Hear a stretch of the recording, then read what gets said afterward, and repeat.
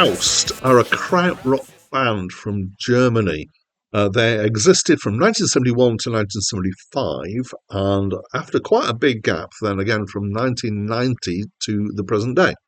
And they're known for being experimental in a krautrocky kind of way.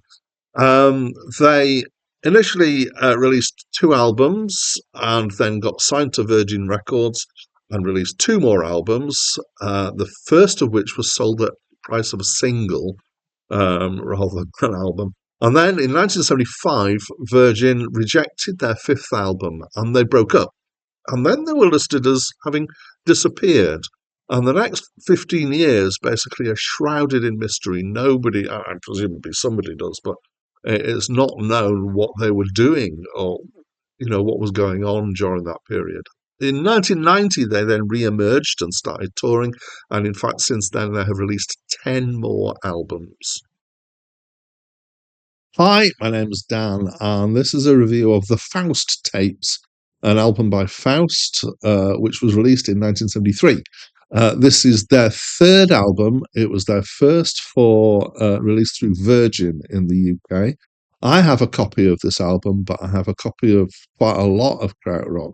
And I wouldn't say it was a particularly familiar album to me. What's happened over the last, I don't know how long, 20 years maybe in my life, is that I sometimes end up kind of collecting lots of some style or some artist, then listening to some of them, often listening to all of them, but then not really coming back to them over and over again.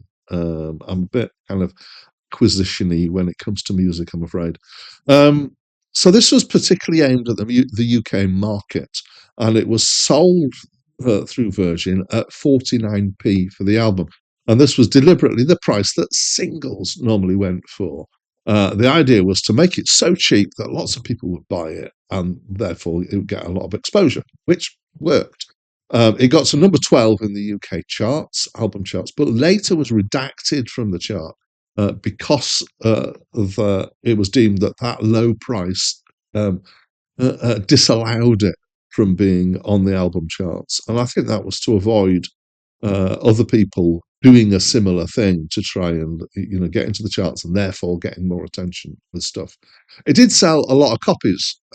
Ultimately, Virgin made a loss on this album of, I worked it out, about 3p per copy sold. So I do wonder if 6p more, because there's always a markup for the retailers. 55p might have made them break even. But who knows? Because at 55p, maybe fewer people would have bought it, and maybe it would have the same effect. Maybe if they'd made it 20p, they would have sold 5 times as many, and then they would have made a lot more money. Who knows? I have no idea. Anyway, that's what happened. Right, let's get into the album. 2 long tracks, one for each side. That by no means gives a full picture of this. In fact, because it's a collage of spliced together elements. So I've worked out from the CD listening of this album, which is given on Wikipedia, that it's probably 26 sections split into, I can't remember how many for each one, but both actual tracks are about 20 plus minutes for each one. And these sections so they're kind of cut into each other. It's a mixture of folk rock kind of songs and space rock kind of what I think of as continuum music. So it's music that kind of rolls on, sometimes instrumental, sometimes with some vocals in it, and then more experimental sound sequences, which are very much stretching the idea of what actually could be music, but using studio techniques particularly to do experimentation. It includes spoken word bits, it includes singing, it includes chanting, it includes synthesizers, it includes noise heavy echo and it includes noise stuff, it's got echo and reverb, and it's got some long repetition trancey sections. Some stuff's in English, some of it's in French. There's a bit that is repeated over and over again that starts with J'ai mal aux dents, which I believe means I've got toothache. And then another phrase following it, which I couldn't work out what it was. I can only work out the first one because that's what was written down on the section in the CD listening. Some bits in German, mostly kind of, I think, background bits of speech. Um, in some ways, I kind of felt it has so similarities to other things, similarities to the band Gong. I felt like particularly the kind of aesthetic approach was quite Gong-like, but particularly in the more experimental bits, kind of reminiscent of early Pink Floyd, both in the studio experimentation and in the excuse me, in the kind of space rocky bits, but also in the kind of more song like bits as well. Lots of Pink Floyd similarities here, and I guess contextually, the Pink Floyd stuff like this came a bit earlier. At this point, in 1973, they were transitioning more into the kind of longer space rock stuff, I guess. Um, it kind of also presages industrial. There's a lot of kind of very noise and industrial kind of feel to some of the more experimental elements in here. It's quite a rush.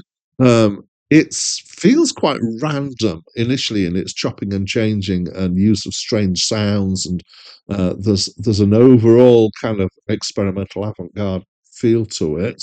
But so I listened twice and then listened to bits again as I was writing my notes, and it was growing on me. And it actually, I'm going to claim it feels more curated than random after a second listen.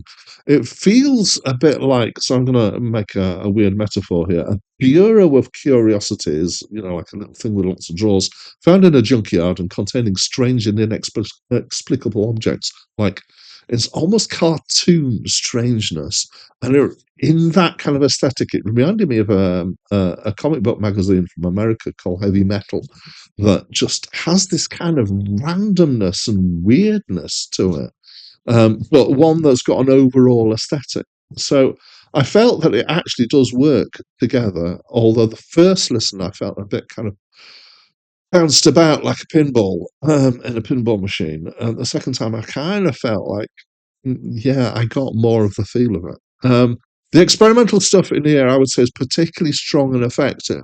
I do wonder what 1973's British youth made of it, because that's what it was aimed at with this 49p price mark in a year where, so to give the context of what the British charts were like, the best-selling single in 1973 was "Tie a Yellow Ribbon Round the Old Oak Tree." This is very, very different from that. So I like this. I do admit it's not hugely accessible to everyone. I feel like I've got prior training in listening to this kind of weirdness, so maybe I'm kind of prepared for this. I'm not trying to say that that means that I'm a more sophisticated listener. There's other stuff that I really can't cope with that other people will be more trained in listening to. Listening to some kinds of music is a learned experience, I think. Anyway, if you're used to this kind of stuff, if you're into your early Pink Floyd, do check this out because this might go down very well with you.